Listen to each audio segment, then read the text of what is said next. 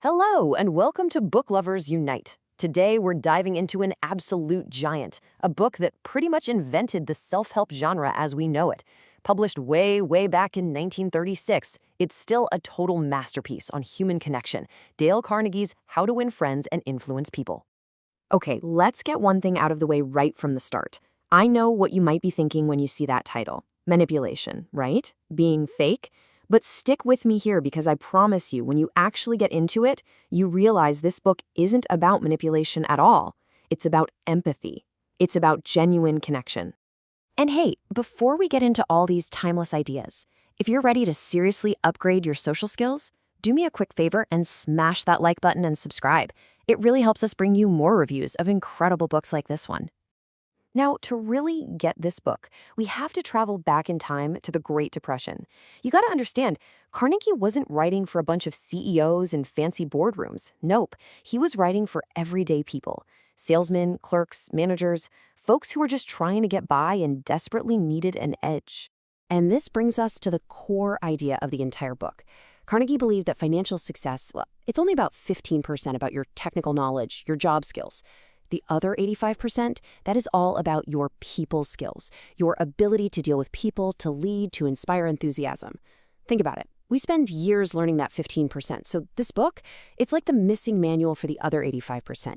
So the big question is, how do we start mastering that huge 85%? Well, Carnegie starts not with what you should do, but with what you should stop doing. Part 1 is all about the 3 fundamental don'ts of handling people. This is the absolute bedrock of his entire philosophy. And rule number 1 is a sledgehammer. Just don't criticize, condemn, or complain. But why? Because as Carnegie argues, criticism is totally futile. It doesn't work. All it does is put people on the defensive, it wounds their pride, and it makes them resent you. It almost never leads to any kind of real, lasting change. You know, even Abraham Lincoln had to learn this lesson the hard way. As a young man, he just loved to publicly tear down his opponents. He once wrote a letter that was so nasty, so vicious, it almost got him into a duel. That close call taught him a lesson he never, ever forgot. It's what led him to his amazing realization during the Civil War. Don't criticize them. They are just what we would be under similar circumstances. So, the crucial point here, the big takeaway, is this. We have to remember that we are dealing with creatures of emotion. We're not dealing with creatures of pure logic. Logic by itself just won't cut it. Our appeals have to connect with people's feelings, with their pride, with their deep-seated need to feel important. So as criticism is completely off the table, what's the alternative? Carnegie's answer is simple, honest, and sincere appreciation. And he is crystal clear on the difference. Flattery? That's cheap, it's insincere, it comes, as he says, from the teeth out. But real appreciation, that's the good stuff. It's genuine, and it comes from the heart out. Okay, now we're getting to the part of the book everyone knows and loves, how to actually make people like you. This section gives us 6 simple but incredibly powerful ways to do just that. And they all spring from one single core idea, the power of being genuinely interested in other people. And this quote just captures that core idea perfectly. Let that sink in for a second. It's not about being interesting, it's about being interested. The moment you shift your focus from yourself to the other person, it is a complete and total game changer. Carnegie uses this brilliant, simple analogy for this. He just says, be the dog. I mean, think about it. Why does everyone love a dog? Because a dog shows this pure, unselfish, absolutely genuine excitement just to see you. It's not trying to get something from you. It is just truly interested in you. Here's another one that sounds almost too simple, but it is pure magic. Use people's names. Like Carnegie says, a person's name is the sweetest and most important sound to them in any language.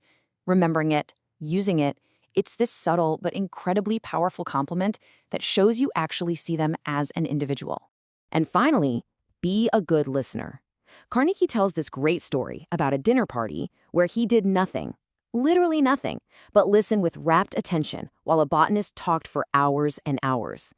And get this, at the end of the night, the botanist told the host that Carnegie was the most interesting conversationalist he had ever met.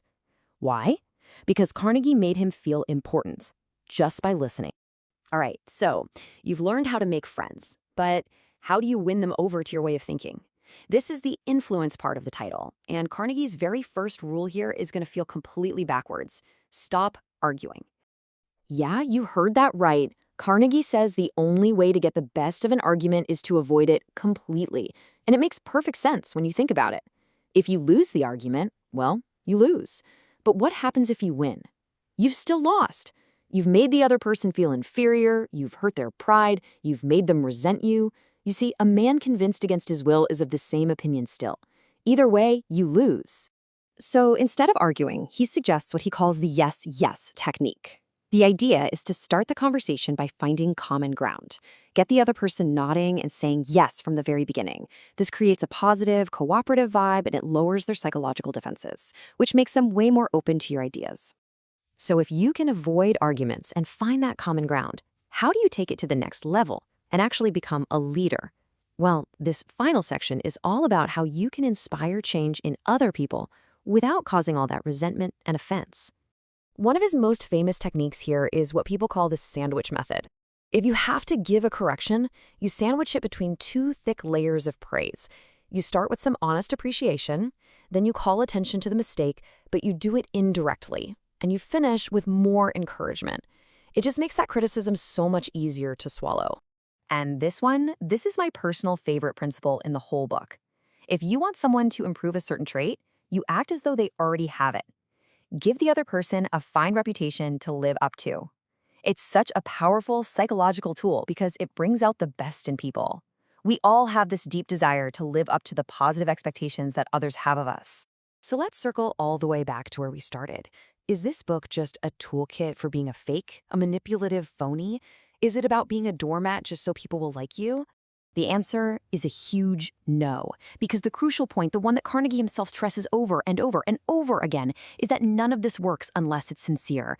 People can spot a fake a mile away. You can't just use these as cheap tricks. You have to genuinely try to see things from the other person's point of view.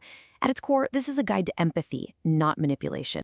So, what's my final verdict? Look, this book is the foundational text of social intelligence. It is an absolute masterpiece, and it's a clear 5 out of 5 stars for me. If you've never read it, or maybe it's been a while, I honestly can't recommend it enough.